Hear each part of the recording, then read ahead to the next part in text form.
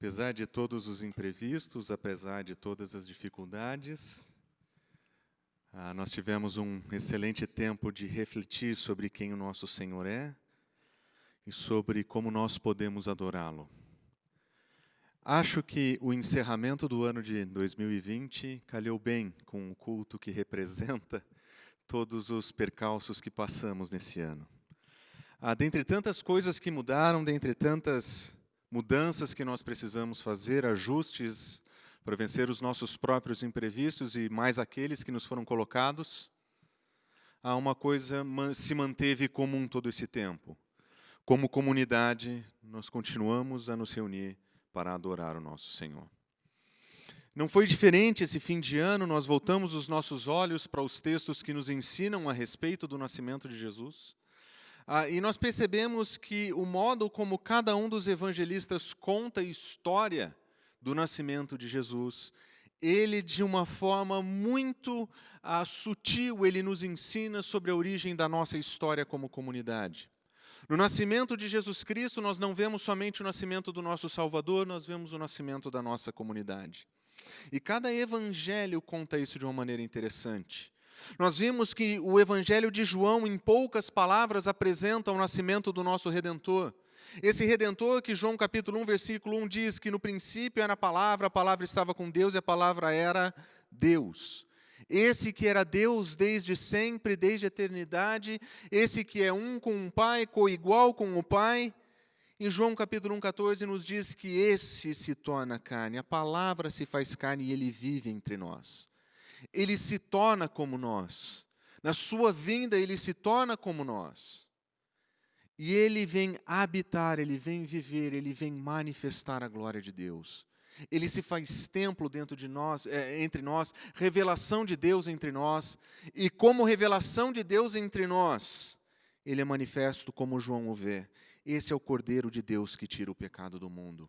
Em sua manifestação presencial, física, visível, audível do próprio Deus, Jesus Cristo é visto e entendido como Cordeiro. O Cordeiro que vem para morrer no nosso lugar, para pagar o preço do nosso pecado. E é por isso que nós nos identificamos com Ele, nós o chamamos de Redentor e Salvador. Por isso, como comunidade de Cristo Jesus, nós dizemos, nós somos a comunidade daqueles que foram redimidos. Mas em Mateus nós vemos a mesma história sendo contada agora com detalhes, não através de uma poesia teológica, mas através de uma narrativa, e através dessa narrativa, Mateus nos ensina que esse Deus que se faz presente em Cristo Jesus aqui, ele se revela de um modo inesperado. Nós vemos na história de Mateus que ele se revela através de sonhos, nós vemos em Mateus que ele se revela através do cosmos, uma estrela que ensina magos do Oriente a respeito do rei dos judeus. Nós não sabemos como isso acontece, nós não sabemos como eles chegam a essa conclusão. O que nós sabemos é que Deus se fez revelado para aqueles homens. Deus se fez presente para eles daquele modo. E em Jerusalém eles escutam o que dizia a profecia, dizendo que o Messias nasceria em Belém da Judéia. Esse modo de Deus em se fazer conhecido nos apresenta pessoas que têm diferentes respostas a Ele. Nós vimos que José responde em obediência àquilo que Deus fala. Nós vemos que os magos respondem em obediência e adoração, e que somente aqueles que carregam o livro em suas mãos, aqueles que conhecem o texto, aqueles que conhecem a profecia, são aqueles que se colocam contra o Messias, são aqueles que se colocam em oposição ao rei. E nós aprendemos com isso que, como igreja e como comunidade, nós que recebemos essa orientação de Deus, nós precisamos responder a Ele com obediência e com adoração. E em meio de todas essas histórias, nós percebemos um enfoque universal.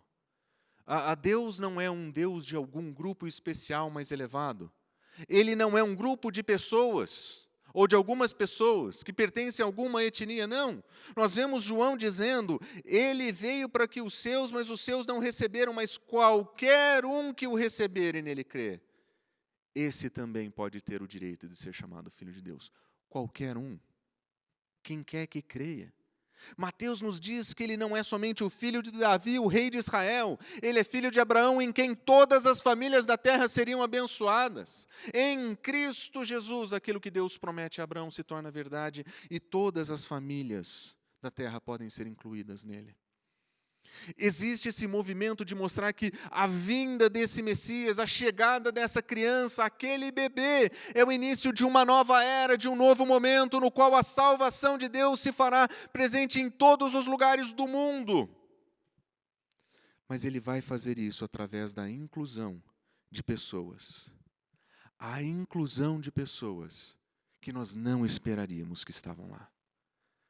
João diz que ele veio para o que eram seus, mas qualquer um que recebe pode fazer parte. Mateus nos diz que ele é aquele que descende de Davi, mas que é aquele que alcança magos do outro lado do mundo. Mas Lucas vai fazer isso de um modo muito mais interessante. Lucas vai demonstrar que essa apresentação universal do amor de Deus inclui pessoas que você jamais esperaria. Inclui gente que os religiosos jamais esperariam. Quando nós lemos o texto de Lucas, nós percebemos que o ponto da vinda de Jesus Cristo, no capítulo 3, versículo 6, é que toda a humanidade veja a salvação de Deus. É para toda a humanidade. Mas toda a humanidade quer dizer qualquer um, qualquer pessoa pode ser incluída? Será que quando o autor diz que toda a humanidade, ele quer dizer toda a humanidade mesmo as pessoas ruins, os excluídos, os pecadores, inclusive eles? Lucas diz, especialmente eles. O modo como Lucas vai mostrar a história de Jesus Cristo, ele vai demonstrar que aqueles que são separados da comunidade, porque não são santos o suficientes para pertencer à comunidade, Jesus Cristo tem um trato especial com essas pessoas, mulheres que seriam colocadas para fora, que não teriam acesso ao templo de Israel, que em função de uma hemorragia não podia participar sequer dos cultos. Essa mulher é chamada por Cristo Jesus. Os seus impedimentos, pelo menos da perspectiva religiosa, não eram impedimentos para o amor dele. Aqueles que eram ostracizados, viúvas perdiam seu lugar na sociedade, eram colocadas de lado. Mas Jesus Cristo encontra uma viúva que perde seu filho único, e a caminho do seu sepultamento, Jesus a encontra e manifesta a salvação para ela e seu filho, ressuscitando dentre os mortos. Porque para Jesus Cristo estão incluídos mesmo aqueles que são ostracizados e colocados para fora. Até mesmo os excluídos. Quando Jesus Cristo fala de si mesmo, ele diz, o Espírito do Senhor está sobre mim e me ungiu para pregar as boas novas aos pobres. Ele me enviou a proclamar liberdade aos presos, recuperar vistas aos cegos, libertar os oprimidos e proclamar o ano da graça do Senhor. Aqueles que estão longe, separados, excluídos da sociedade, esses são incluídos no reino de Cristo Jesus. Até mesmo aqueles que são rejeitados. Os fariseus e mestres da lei eram da mesma facção, queixavam-se com seus discípulos, com os discípulos de Jesus. Por que que vocês comem com publicanos e pecadores? Publicanos são traidores nacionais. Pecadores são pessoas religiosamente impróprias para o convívio. Mas são esses que o Filho do Homem veio salvar. Pecadores como eu e você. Na história de Lucas, no modo como ele narra a história de Cristo Jesus, ele nos apresenta em uma situação em que nós sim estamos diante da graça de Deus, mas nós estamos diante da graça dele como pecadores, carentes da graça, como excluídos, separados, distantes, mas aproximados em Cristo Jesus. O que Lucas quer nos ensinar é que a vinda de Cristo Jesus, ela promove o início de uma comunidade que é marcada por restauração. Não importa se você é um traidor nacional, cobrador de impostos, não importa se você é doente, não importa se você é separado, não importa se você vive entre aqueles que são chamados de pecadores, em Cristo Jesus, todos são restaurados para uma nova comunidade, onde nenhuma dessas coisas importa. Em Cristo Jesus, não importa se você é um empresário bem-sucedido e mora em Curitiba. Não importa se você está desempregado ou tem um negócio na cidade de Guarulhos. Não importa se você está passando por restrições financeiras, se você não tem todas as vitórias que você gostaria de ter tido na sua vida, conquistado todas as coisas que você gostaria de ter conquistado. Não importa se no seu trabalho hoje você é deixado de lado, nenhuma dessas coisas importa. Não importa se você mora no Itaquera, não importa se você mora no Morumbi, não importa. Nenhuma dessas coisas importam na comunidade da restauração, porque quando nós chegamos a Cristo Jesus, nós já não somos mais o que nós éramos, nós já não medimos a nossa vida mais pelos padrões do mundo, nós olhamos para Cristo Jesus e Cristo nos basta, o que nós vemos são irmãos restaurados por Cristo, colocados em uma comunidade, para viver juntos as suas diferenças. A comunidade de Cristo Jesus é uma comunidade de pessoas redimidas. É uma comunidade de pessoas que ouvem a sua revelação. Mas é uma comunidade de pessoas restauradas. Relacionamentos que são restaurados pela cruz de Jesus. Não existe diferença entre nós aqui dentro. Não existe diferença entre nós na comunidade. Porque todos nós somos carentes da mesma graça. Não temos nenhum privilégio, nenhuma ascensão. Em Cristo Jesus, redimidos e restaurados. É por isso que a narrativa do nascimento de Jesus em Lucas é tão interessante. Porque o modo como ele vai apresentar Jesus Cristo nascendo é completamente inesperado. As pessoas que têm protagonismo nessa história são pessoas que você não esperaria. Nós vemos que na história de Mateus, nós vemos um protagonismo na sua genealogia que também não era esperado. Mas observe como Lucas o faz. Lucas conta a história de velhos. O protagonismo dessa história é a história de pessoas que são mais velhas. Talvez da perspectiva das pessoas naquele dia, eram pessoas que já tinham passado da idade para, quem sabe, ser donos de sua própria narrativa. Mas Lucas, quando conta a história, coloca esses homens no centro da sua narrativa. Zacarias, pai de João Batista, quando fica sabendo que ele que sua esposa vai ficar grávida, ele fica assustado e ele diz: como pode ser isso? Eu sou velho e a minha esposa é de idade avançada. Olha que fofinho, ele é velho, a sua esposa tem idade avançada. E como é que isso vai acontecer? O que ele quer dizer é, nós não temos condições de experimentar isso.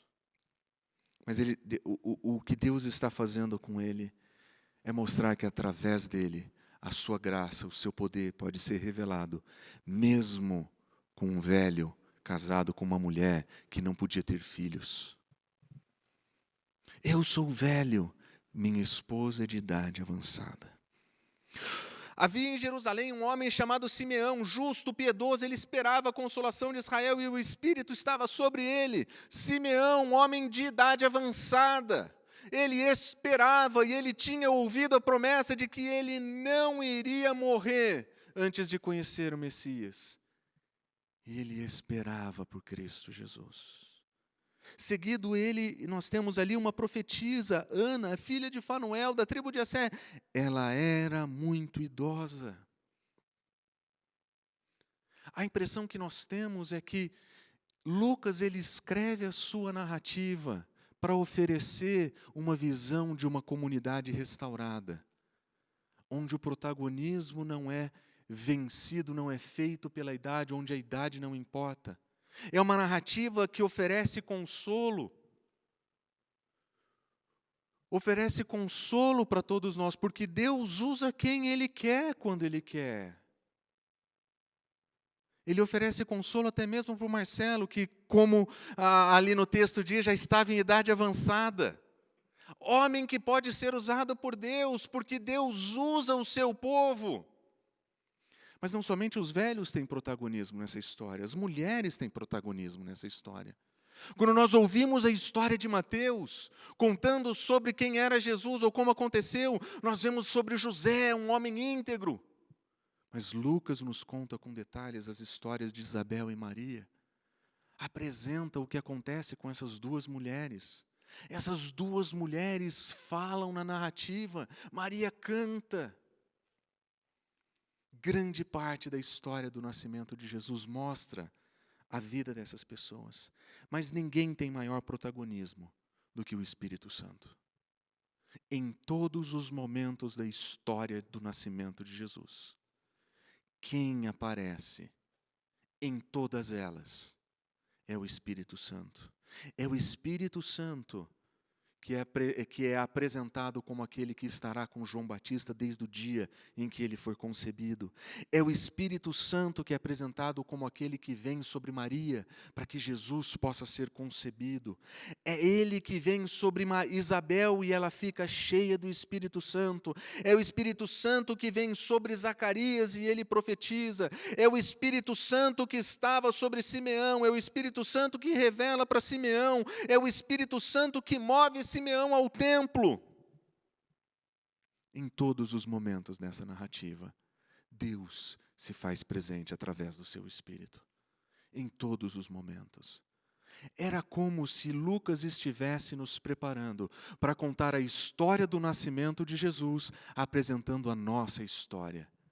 Porque quando Pedro prega pela primeira vez em Jerusalém, a primeira coisa que ele diz é o seguinte: o que vocês estão vendo é aquilo que foi profetizado por Joel. E ele lembra o texto de Joel. Olha o que o texto de Joel diz. Nos últimos dias, Deus diz: eu derramarei o meu Espírito sobre quem? Sobre todos os povos. Os seus filhos e as suas filhas profetizarão. Os teus jovens terão visões. Os teus velhos terão sonhos. Os teus servos e as tuas servas terão o meu Espírito, e eles também profetizarão, e todo que invocar o nome do Senhor será salvo. O início da história da comunidade do Messias, de acordo com Pedro, cumpre essa profecia. Quando o Espírito é derramado sobre a igreja, não tem jovem, não tem velho, não tem homem, não tem mulher. Existe uma comunidade restaurada. Existe uma nova identidade. Existe um novo corpo. Eles são movidos de uma forma diferente. Eles são impelidos pelo Espírito. Eles são movidos pelo Espírito. E nessa narrativa do nascimento de Jesus, o protagonismo do Espírito leva homens e mulheres, jovens e velhos, a cantarem, a reagirem em louvor. 3 hinos, nós vemos a Maria iniciando o seu hino, a minha alma engrandece o Senhor, no capítulo 1, versículo 46, e a partir dali nós ouvimos a sua voz cantar mensagens de exaltação. Nós vemos Zacarias, o pai de João Batista, cheio do Espírito Santo, profetizando aquilo que nós muitas vezes cantamos, e por fim Simeão toma nos braços e ele louva a Deus, movido pelo Espírito Santo. Existe um movimento nessa história que demonstra que a presença do Espírito Santo faz com que essas pessoas reajam em louvor, que eles manifestem adoração, que eles respondam a Deus com adoração. E o canto de Maria, nós poderíamos dizer, é um canto de exaltação.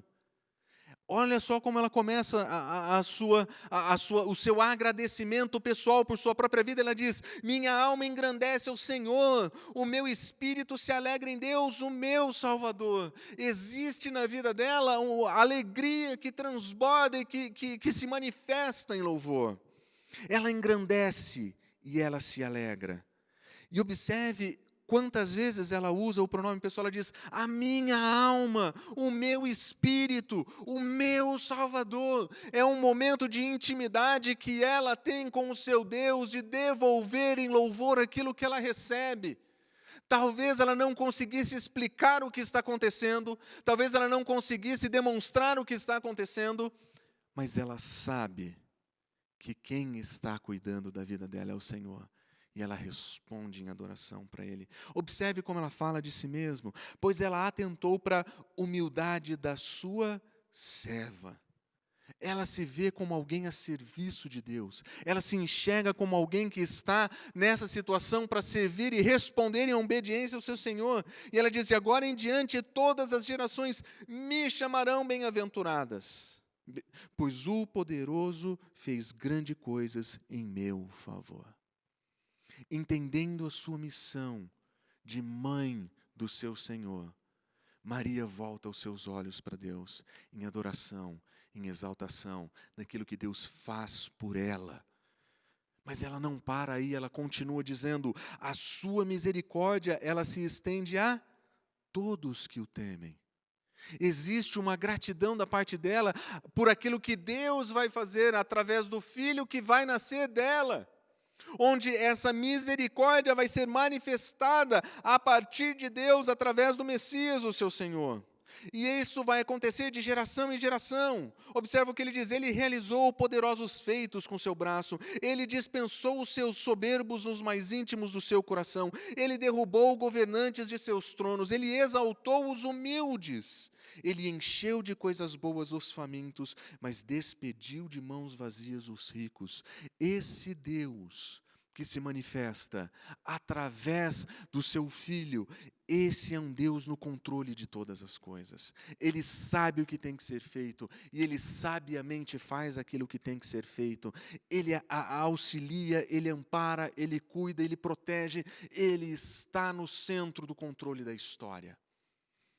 E ela continua dizendo: esse Deus ajudou o seu servo Israel. Agora já não mais ela, mas o seu povo, lembrando-se da sua misericórdia, para com Abraão e seus descendentes para sempre, como disseram os nossos antepassados.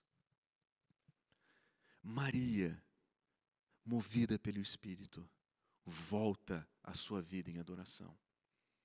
Ela agradece por aquilo que Deus faz na sua vida.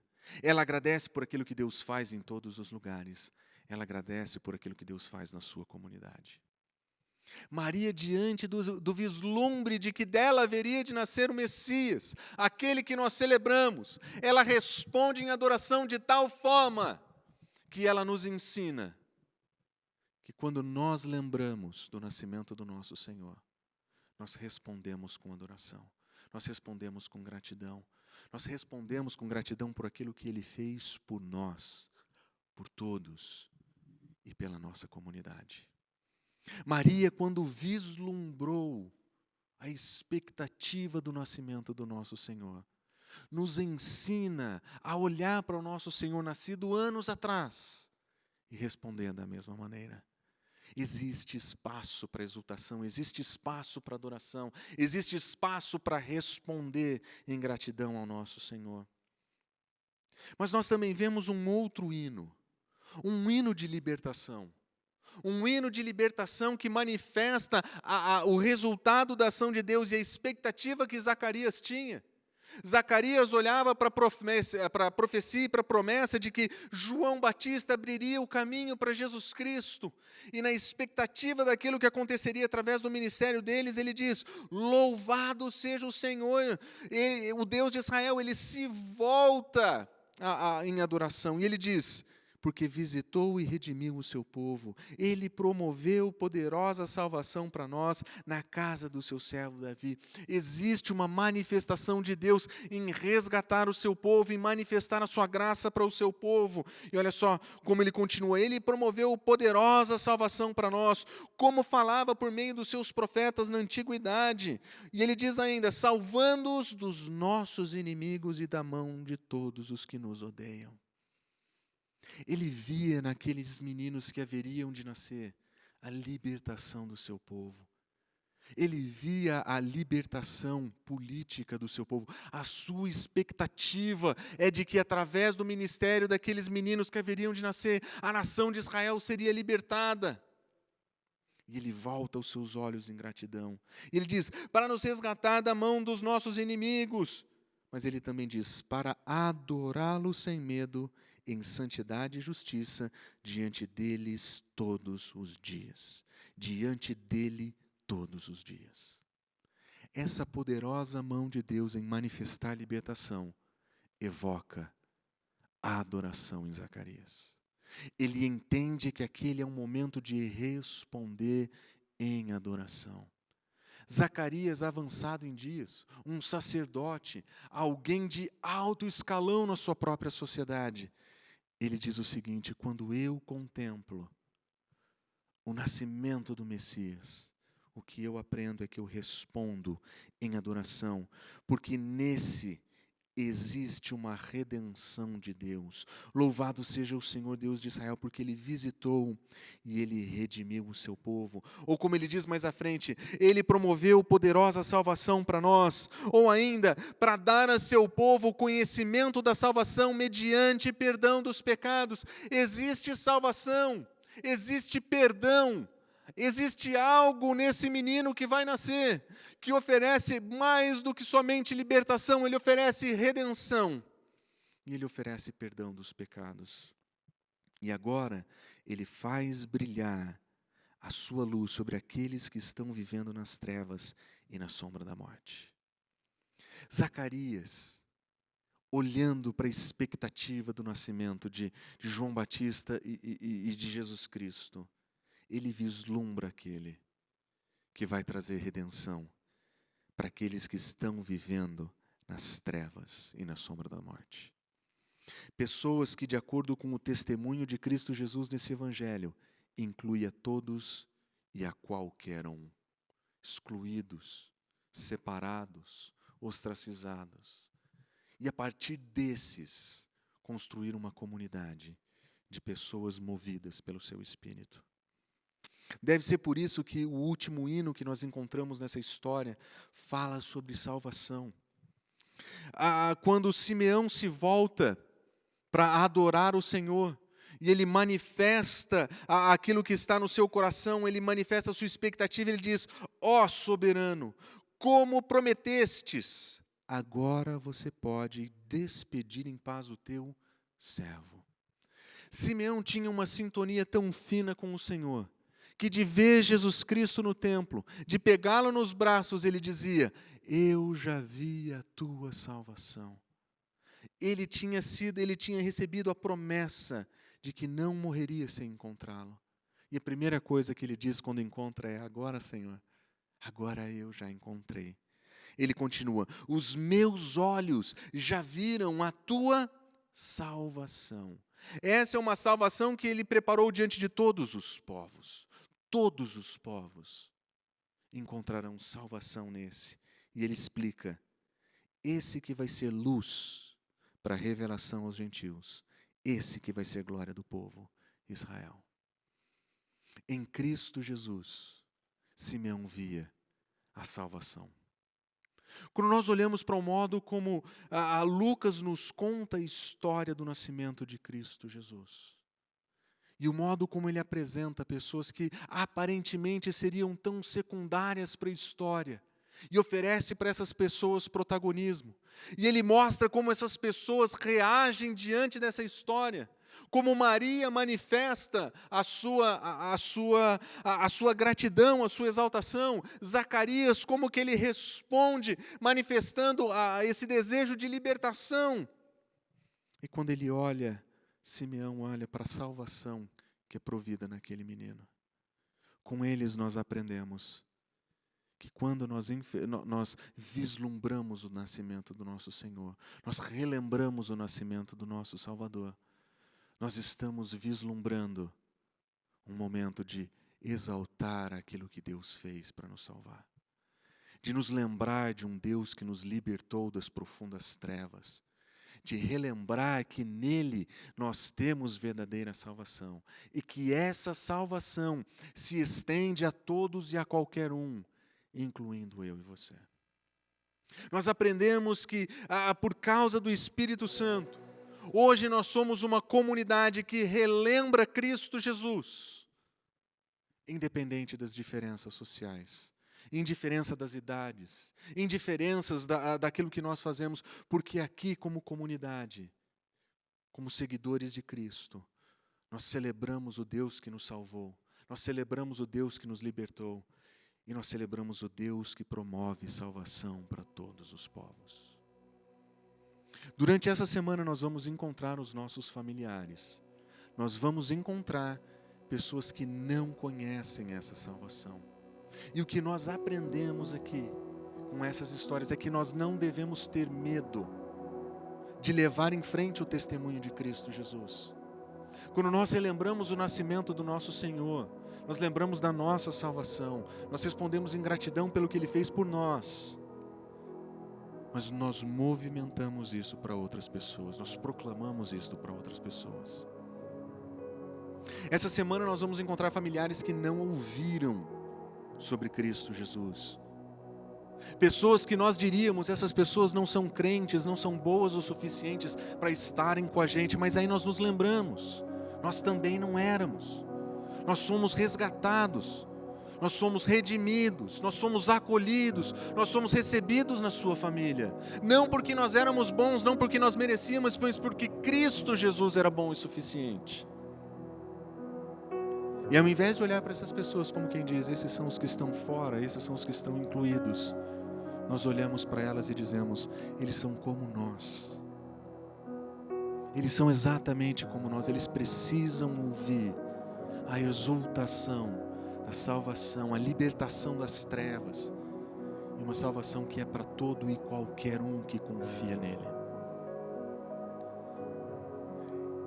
Que essa celebração de Natal não seja somente presentes, que o nosso coração esteja sintonizado como de Simeão, que o nosso coração esteja pronto a exultar como Maria, que o nosso coração esteja movido para apresentar essa libertação que o nosso Senhor nos oferece, porque no nascimento do nosso Senhor nós encontramos a origem da nossa história, nós encontramos a origem da nossa vida, nós encontramos o começo da nossa jornada e da nossa comunidade. Vamos orar.